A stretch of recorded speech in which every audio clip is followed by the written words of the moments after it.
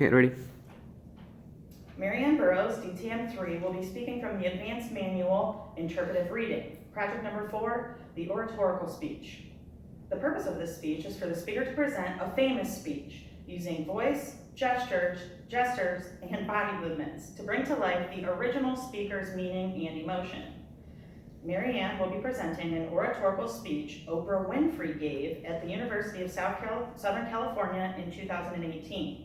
Though this is a talk given to the graduating class to inspire students, Marianne felt it was a moving and inspirational speech that anyone, no matter where they are on their life journey, could relate to, resonate with, and benefit by hearing it. The time limit is 8 to 10 minutes. Title, the University of California Graduating Class of 2018. Please welcome Oprah Winfrey.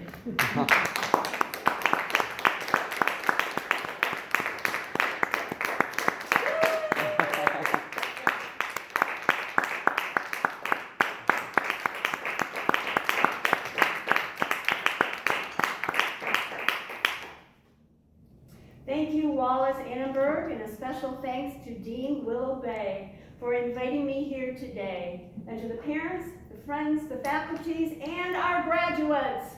Good morning. This moment in time, this is your time to rise. I use this moment to encourage you, to embolden you, and to literally push you into the rising of your life. And to borrow a phrase from my beloved mentor, Maya Angelou, just like moons and like suns with the certainty of tides, like hopes springing high, you will rise. It is time for you to use your gifts. That's what you're really here for, to illuminate the darkness of the world. I'll have to admit I was a little intimidated being asked to speak today because graduations, they're hard. It's hard to come up with something new to share, something you've not heard from your parents, your deans, your professors, and even Surrey. So today I'm not going to share something new, but I want to review some of the things you've already learned over and over, because I think as you learn them on a deeper and deeper level, they sink in. So I suggest pick a problem, any problem. The list is long. Here are just a few at the top of my list. There's gun control. There's climate change, systematic racism, economic inequality, media bias. The homeless need opportunity. The addicted need treatment. The dreamers need protection, and our prison system needs reforming. But you can't fix everything, and you can't save every soul.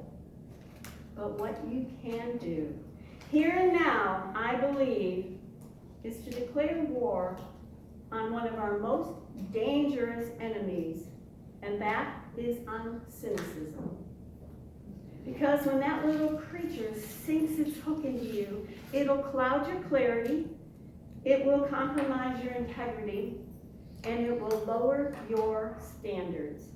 It'll choke your empathy.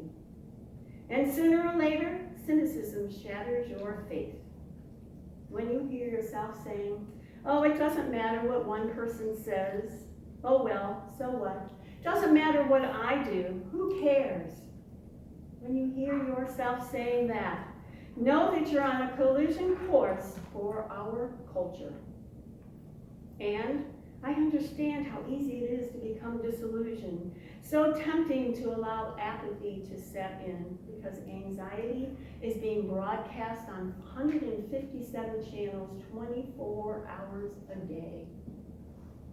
We need to take a stand for our right to have hope, and we need to take a stand with every ounce of wit and courage we can muster.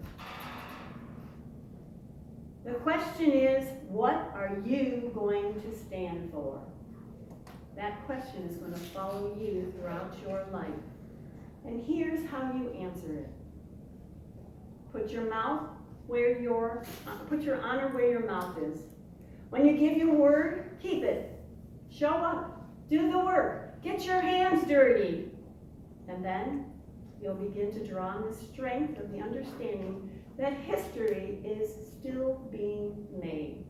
It's being written every day. The wheels of life are always spinning.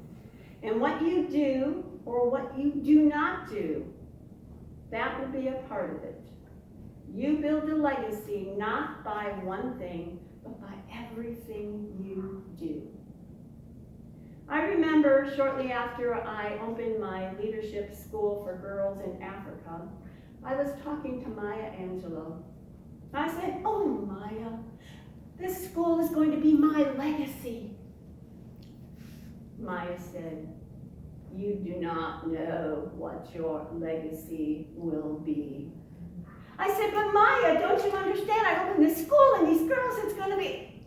And she said, "Your legacy is every life you teach. Every life you teach." That changed me.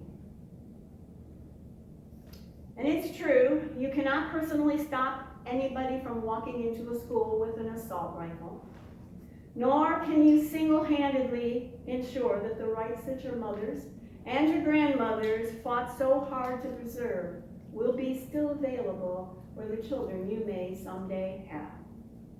And it'll take more than just you to pull out more than 4 million people out from poverty. But who will you be if you don't care enough to try? And what mountains could we move if we join forces and we work together in service of something greater than ourselves? You know, my deepest satisfactions and my biggest rewards have come from just that. So pick a problem, any problem, it doesn't matter what it is. Because to somebody who's hurting, something is everything. And a couple of other thoughts before I go. Eat a good breakfast. It'll really pay off. Pay your bills on time. Recycle. Make your bed. Aim high. Say thank you to people and really mean it. Ask for help when you need it. And put your phone away at dinner time. Sit on it if you have to. Really. And remember that what you tweet, post, or Instagram today may be asked on an interview tomorrow or perhaps 20 years from tomorrow. Be nice to little kids. Be nice to elders. And treat animals well. And it's better to be interested than interested. And if you're fighting with somebody you really love, for God's sake, find your way back to them. Life is too short. Something very important. Stop comparing yourself to other people. You're only on this planet to be you, not somebody's imitation of you. I personally learned that the hard way. I was in my first broadcasting job and I was only 20 years old. I wanted to be Barbara Walters. I would walk like her, talk like her, put my legs like her because I wanted to be Barbara. And one night on the air, I had not read the copy fully the night before. And as I was speaking, I said Canada instead of Canada. I cracked myself up. I thought, Barbara Walters would never say Canada instead of Canada. But at that moment, that little crack of awareness, the real me started to come out. And I realized that that's who I needed to be, was me. Your life journey is about learning to become more of who you are and to fulfill the highest and truest expression of yourself as a human being. That's why you are here. And you will do that through your work, your relationship, your art, and your love. Albert Einstein said, education is what remains after we forget what we have been taught. You've learned a lot here at USC, and when all that has been taught begins to fade into the fabric of your life, I hope that what remains is your ability to analyze